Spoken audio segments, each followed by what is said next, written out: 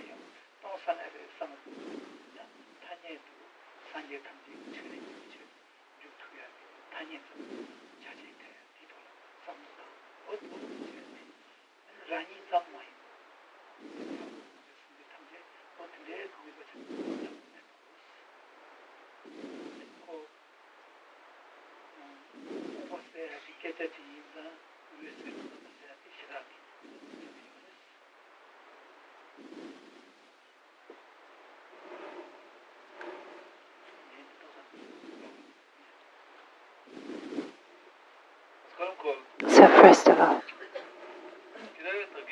in order to practice Manjushri on the daily life, we can make a distinction between having received the fully qualified Jnana, or did we get it as a subsequent permission, just as blessing? So that means we didn't receive the complete Jnana. In order to get a complete Jnana, we need to, before it, we needed to have a fruitioning, how to say?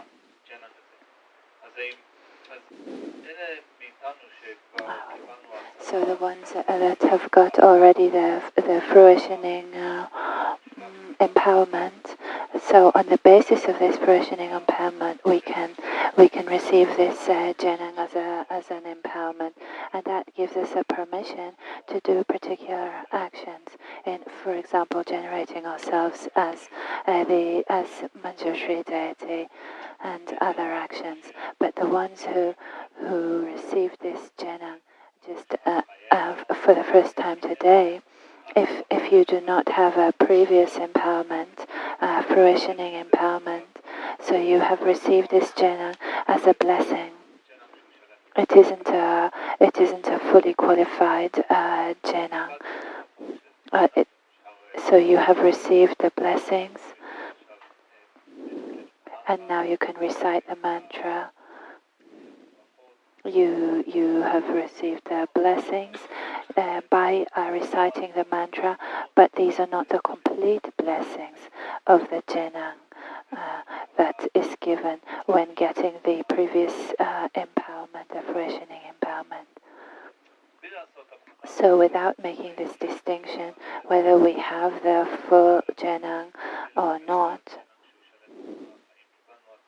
did we receive a previous empowerment or not, we will leave this aside for now. We will not make these distinctions. But what we can just say on a daily basis, if we want to practice, we visualize Manjushri in front of us. And with this visualization,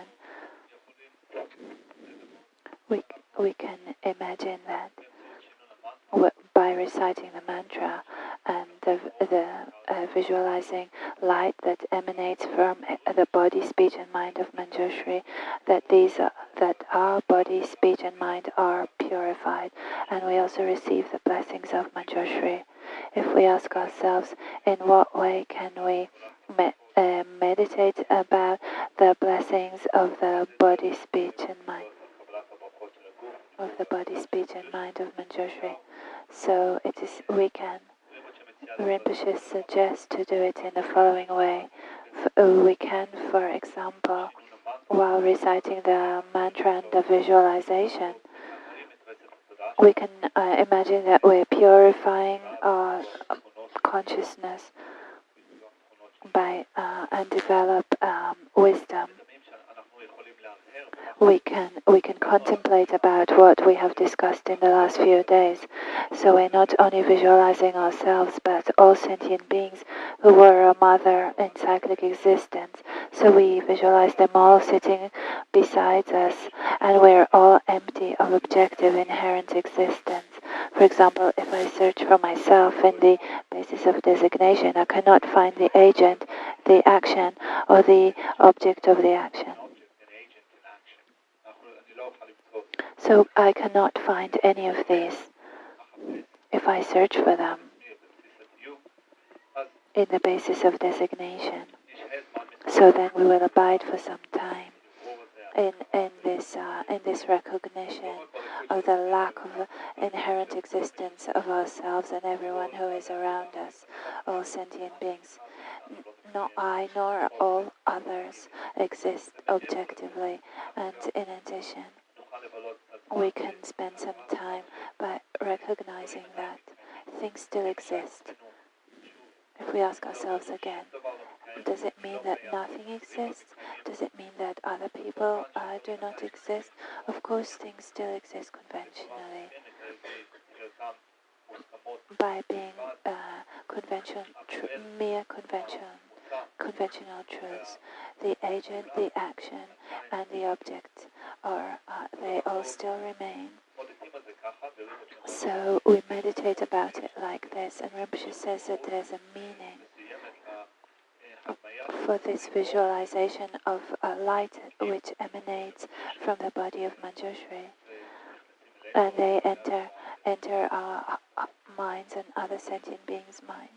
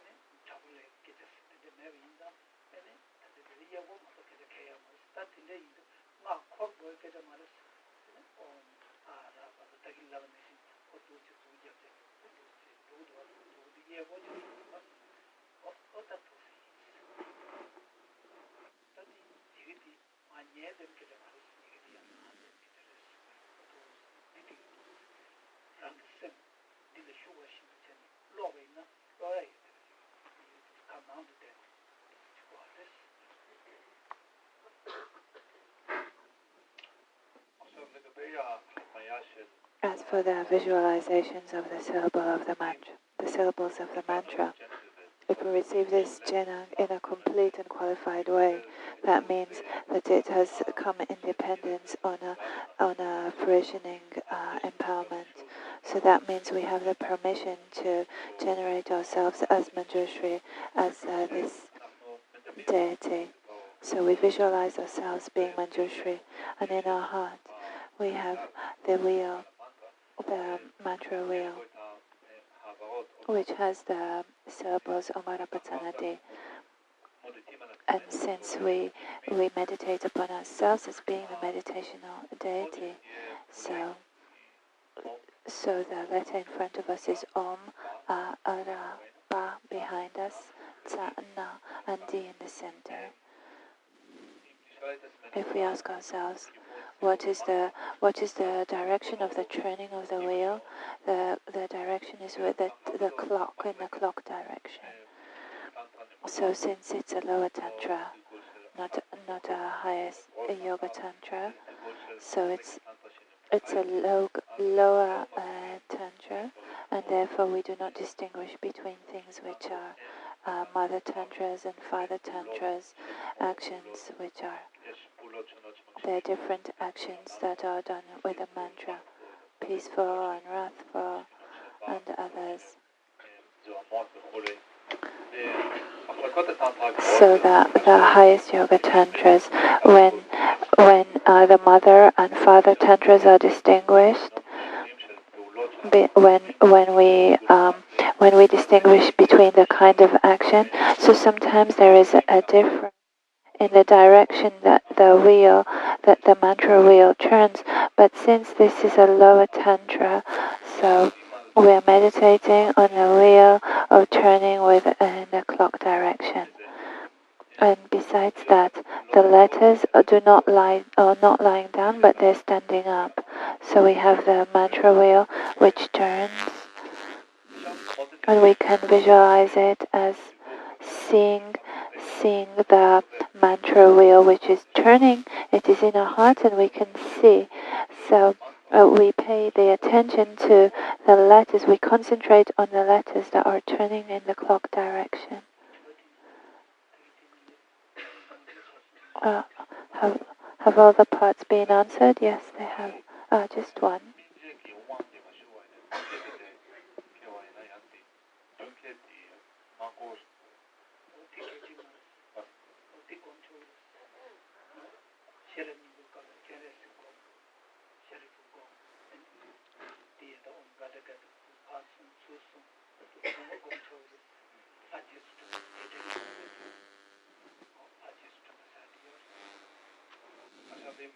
So,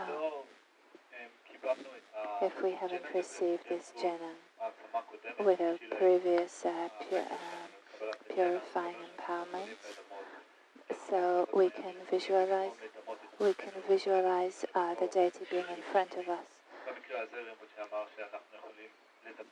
So we can visualize the mantra wheel in a similar way, and we can visualize it being around Manjushri. So this is in comparison to visualizing it in ourselves. We visualize it in the deity in front. So in the sutra it says that there's this visualization of the Buddha on his right, forgotten, on his left, Chinrezig, and there are other deities and bodhisattvas. So we can do a similar visualization in Manjushri when we generate him in front of us.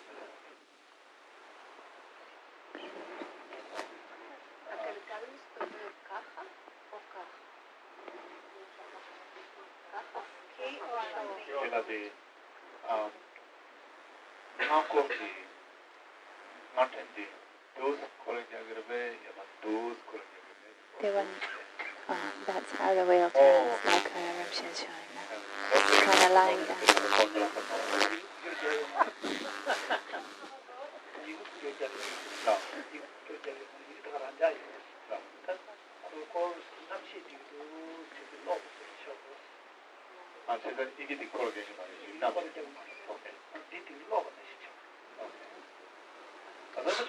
So Rinpoche says that, first of all, the letters, they're standing up, they do not shake, and they actually do not moving. So we do not visualize the wheel. So we might get dizzy if we visualize the letters as moving.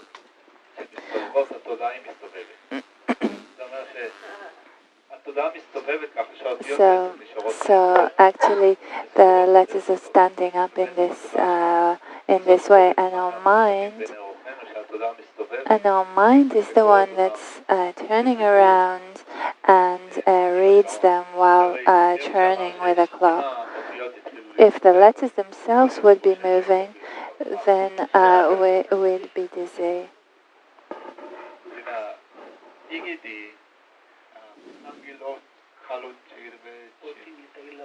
What's the direction of the letters? They were asked.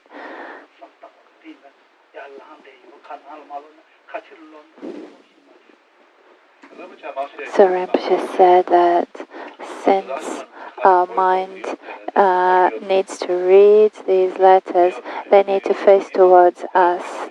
They face inwardly. If they were turning out, if they were turned outwardly, we wouldn't be able to read them. So they turn inwardly, and our mind, if our mind turns around them, we could read them properly. They're asking about the swords.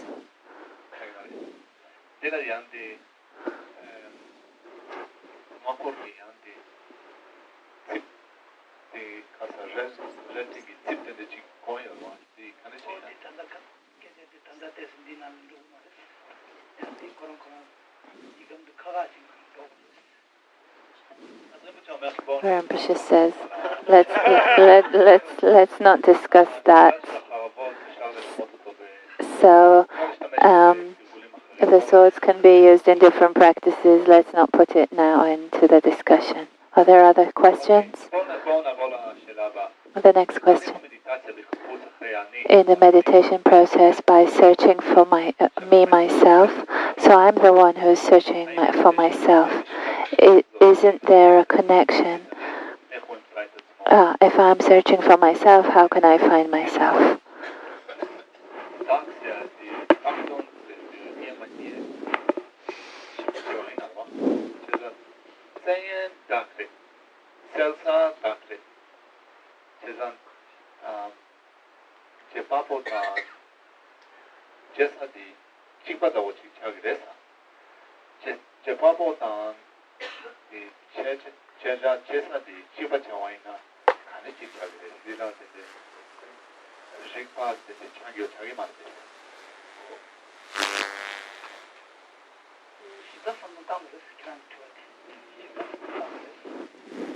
Just that you have thought thoroughly.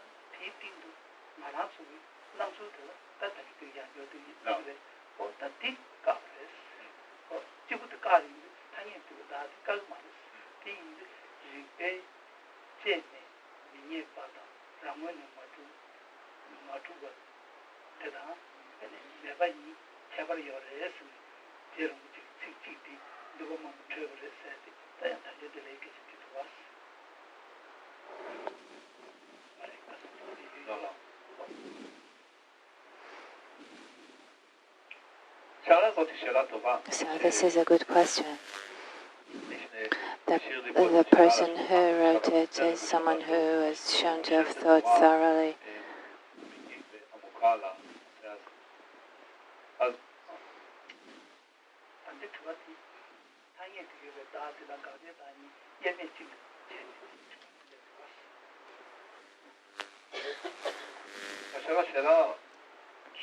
So the question asked is searching for the self, the I, that the searcher is the self or the I, that looks for the self or the I. Is there a logical connection between them? Is there a logical problem in this process? So Rinpoche said that in this question that we need to distinguish between the self that is a convention, that is conventionally existent, and the self which is the object of negation. And as Chandrakirti said, he quoted a verse, Rinpoche quoted a verse yesterday, as Chandrakirti said in the supplement to the Middle Way, the yogi, in his perception that all the afflictive states of mind arise in dependence on self-grasping. So the yogi that negates the self. What Chandrakirti meant in this verse is that first of all there's the self that does exist, the one that exists conventionally as a mutual acceptance between people, but the appearance is not like the appearance that arises to our mind. That what appears to us is an objective existence, an inherent one by its own nature, in an independent way. So the yogi doesn't search for the self that exists conventionally, but rather he searches, he investigates the appearance, not the way it appears to the mind, but rather if he checks whether this appearance with the self, does the self exist as it appears to exist? So the yogi isn't satisfied with a mere appearance, but he checks whether the existence and the appearance are concordant. So in this investigation, the yogi finds that the one that appears, this appearance of the self, cannot be found in the investigation. It means that he doesn't negate the self conventionally, but rather the self that is negated here, the self that is searched for, is the one that concords with the appearance, with an objective existence. So therefore the self that searches for the self is not the same one, but rather the self searches for a conventional self is the one that is searching for the object of negation, the self that we want to negate, which is a self that is objectively existent. And Lama Tsongkhapa, as we spoke about yesterday in the text that Rinpoche used, Lama Tsongkhapa said he distinguished between not finding something and its non-existence. So this distinction was made in a very precise way. Lama Tsongkhapa said that we're searching a particular phenomena, we're searching for something particular, and we check whether it can be found in the final process of investigation. So not finding something isn't the same as non-existence. So what we're searching for here is a self that is existing inherently by its own nature. We do not find an inherently existent self, but it doesn't mean that the self doesn't exist. The self is still conventionally existent.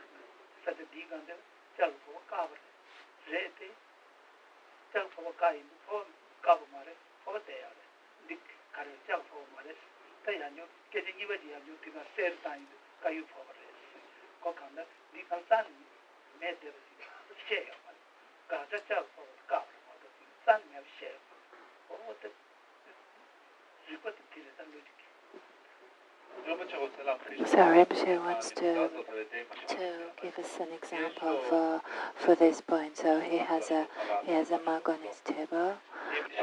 If we ask ourselves, is it a metal mug? This is the question. Is this a metal mug? So the answer is no. We look, we search, we investigate. Is this made of metal? And so at the end of this investigation, we will come to the conclusion that in this place there is no metal mug. But we haven't negated a cup, a mug being there at all. There is a mug, but it's not made of metal. So the next question is, so what is there? What kind of mug is it? It's a ceramic mug. And if we continue with this example, we think how do we do the investigation, the searching for the I, which exists objectively? Are there other questions? Enough.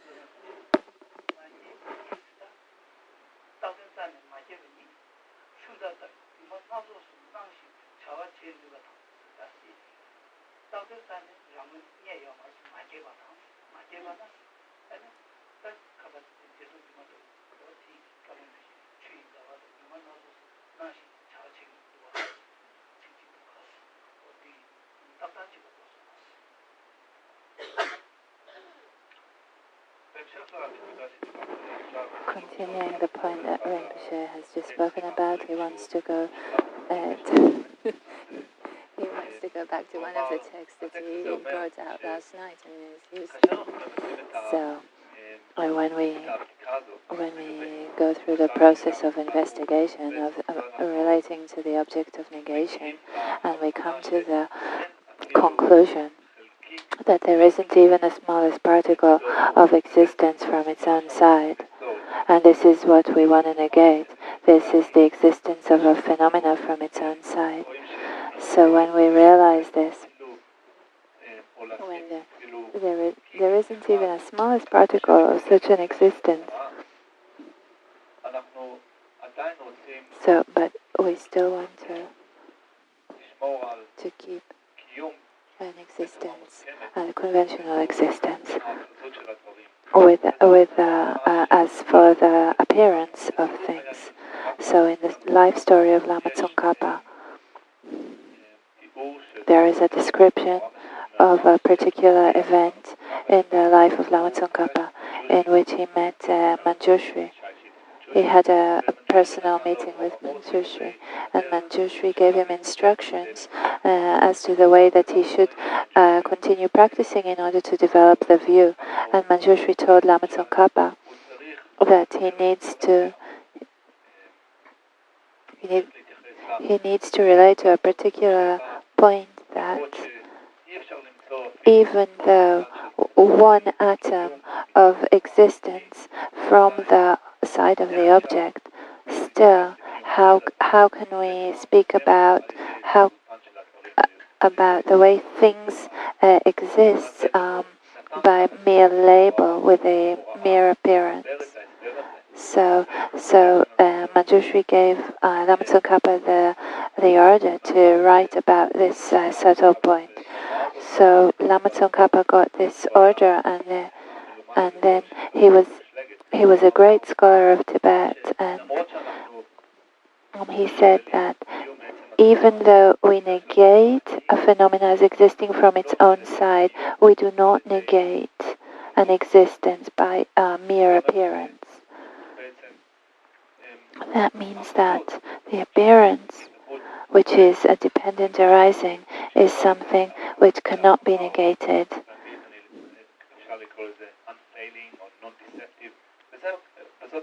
So the appearance is undeceptive. So we do not negate an appearance, a mere appearance, but we still claim that the appearance is a dependent arising. And it is non-deceptive, it cannot be negated. So not only Lama Tsongkhapa said this, but also in the secret mantra, which is here is relating to the Nyingma, the old tradition in Tibet. So also in this tradition there is a relation to the need to negate. So not needing to negate a mere appearance. So this is also in the Nyingma. This is what is said, and also in our text there is a quote from one of one of Guru Rinpoche's texts, Padmasambhava, and the text says. This text is called the Rosary of Views, which is part of oral instructions that Lama Tsongkhapa gave. So I'll say it in English.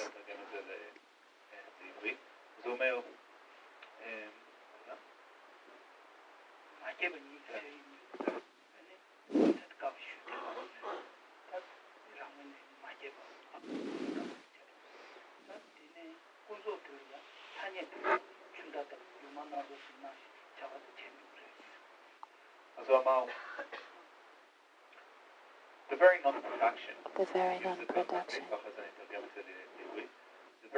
The very non-production is like an illusion. Is like an illusion. Like a reflection of the moon in water. Like a reflection of the moon in water, in which the variety of things appear, and they can still perform action. They're still capable of performing action. So, as כאן גורם שאומר שמשהו, הדבר שהוא לא מכונן, הדבר שהוא לא מכונן, או אי כינון בעצמו, בוא נקרא לזה ככה, אי הכינון בעצמו, רימפוצ'ה שאמר שזה התייחסות this relates to non-finding the object when we search for it. So the non-finding of something which exists objectively, that's something which exists from its own side. So that this non-finding is the emptiness. And from the other side, it discusses the illusions. The illusion which is like a reflection of the moon in water. So there is a collection of appearances, different appearances, different illusions. And during this, and even though they're an illusion, they can still create an action, perform an action.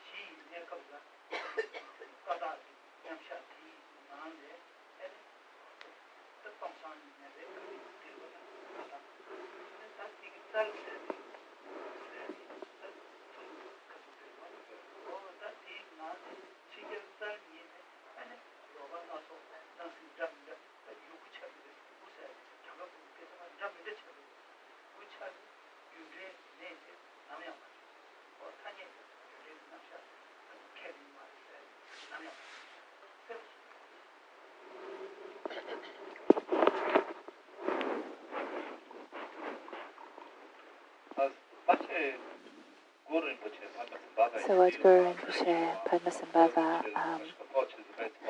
mentions in his text, the Rosary of Views, he said that if we just think about the meaning of the words, if we only read the words themselves, that says the non-creation is like an illusion, like the appearance, the reflection of moon in water. It is actually quite difficult to mean just the words, the meaning of the words. We need to give it an explanation and interpretation.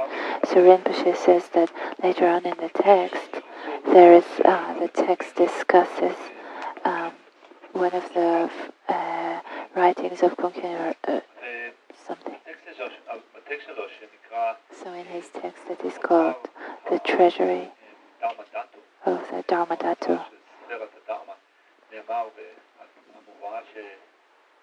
In this quote, the quote is quite long, but at the end of the quote, Rinpoche explains that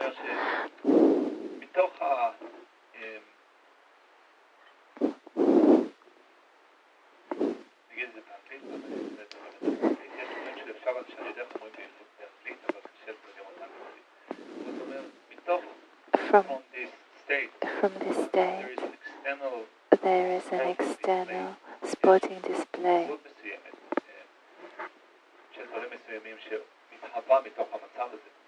So this display, which is like a festival, the display is like a festival sporting display. Various appearances are possible, and they can dawn in a Various appearances dawn in various ways, but if you claim that cause and effect are impossible, you can never state that cause and effect are impossible.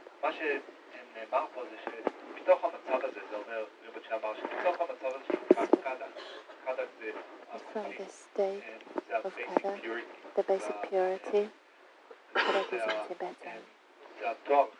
So this is from this basic purity, there is like a play, a festivity, a kind of a varied appearance. So despite this variety, there is we cannot say that cause and effect do not exist.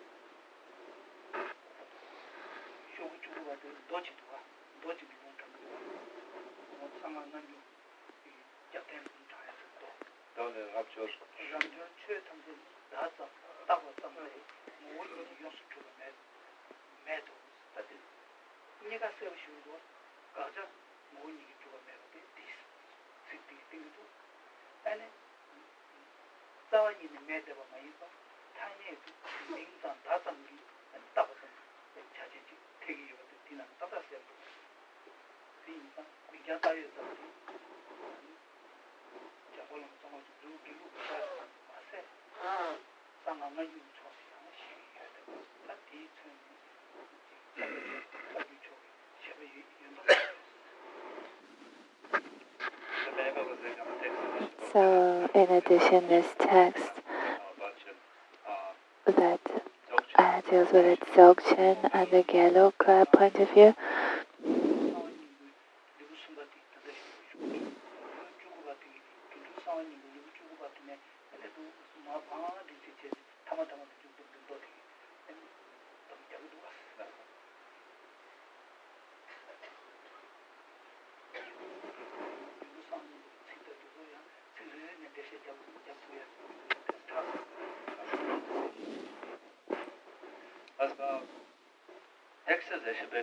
So in this text it explains how to meditate about the view from the Dzogchen point of view.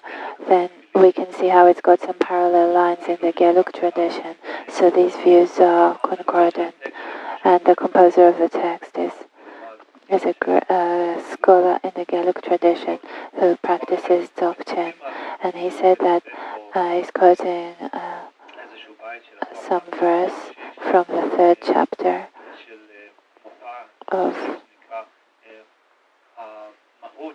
the essence of the secret magical show. So this verse is very complicated, but the meaning is given in an essential way, in a precise way. So the sutra says that there is an Indian scholar who's called Subahu. So and then the Buddha tells him that all phenomena are labeled on mere name.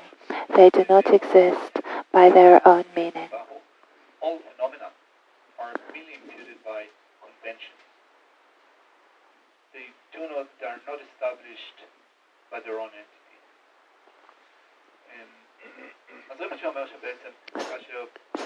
So Rinpoche says that when this text that comes from the point of view of the Nyingma, when it quotes this sutra and explains it in this way, we understand that we get to the same view of the Gelug as Tsongkhapa spoke about.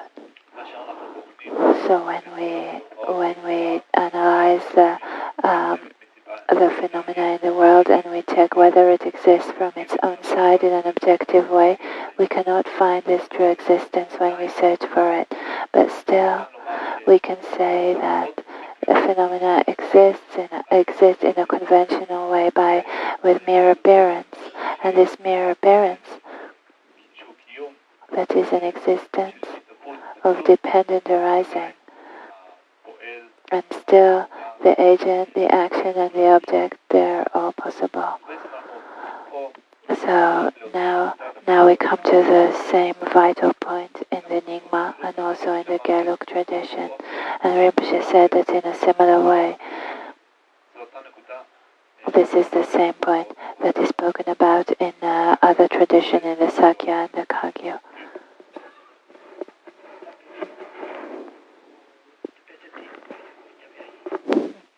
Close that text.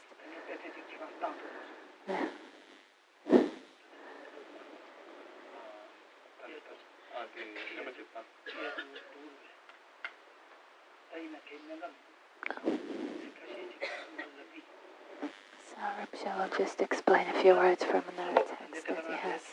It's the same author.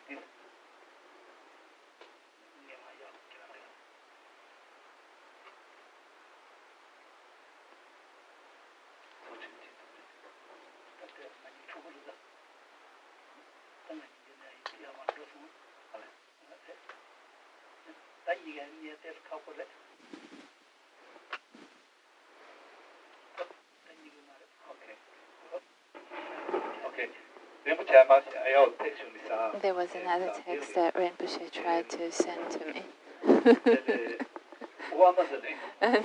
and unfortunately he didn't manage to send it to me. So he will just give me an oral transmission of it.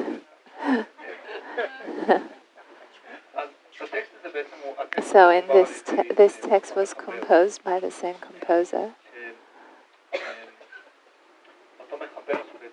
The same composer who discussed the Mahamudra and Dzogchen and the Madhyamika view. And he said that they are all they all finally come to the same conclusion. And when he discussed this, he mentioned Ranjung Dorje, who was one of the incarnations of the Karmapa in the Kagyu tradition, who composed the text, who is called the Vajra chain or necklace, the Vajra of definitive meaning, which is a text, it's an aspiration text. And in this text, it is said, freedom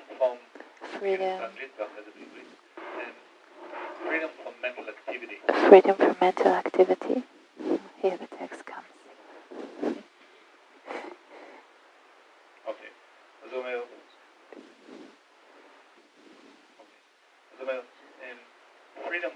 freedom from mental activity is Mahamudra. חופש מפעילות מנטלית היא מהמודרה. המילה השנייה, השורה השנייה The second line says, freedom from extreme is the great Madhyamika. is the great Madhyamika. חופשיות מקיצוניות, מצבי קיצון, היא מדhyamika הגדולה, ופה מתייחס למסורת And here is referring to the Gelugpa tradition. And the third line says, זאת שבעצם that which condenses all. that which condenses all is Dzogchen. זאת אומרת שמה שבעצם הוא התמצית של הטבע של כל So התופעות, it's like the essence of all phenomena. That's the Dzogchen of the Nyingma tradition. And then he says that if you understand one, you understand them all correctly. So Rinpoche wanted to.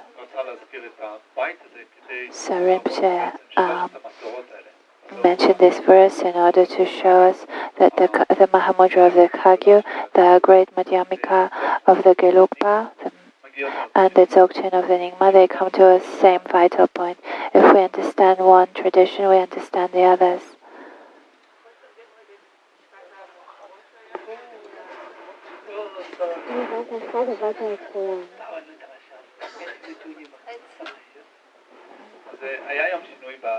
So there was some change in the schedule because Rinpoche was asked to do something at 11:30 and we're coming towards 12. It's 20 to 12. So Rinpoche is apologizing. He thought he's teaching till 12 o'clock. So let's finish the teaching now. And we will meet again this afternoon at 3 o'clock.